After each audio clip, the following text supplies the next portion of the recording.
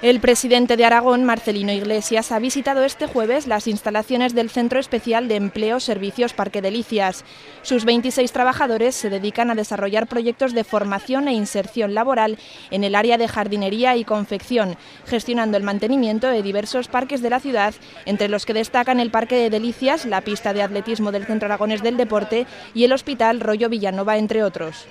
Le hemos dado mucha importancia a estas políticas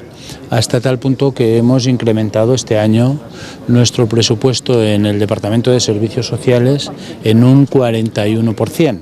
En un año de dificultad, donde tenemos menos ingresos, pero hemos querido mantener nuestros compromisos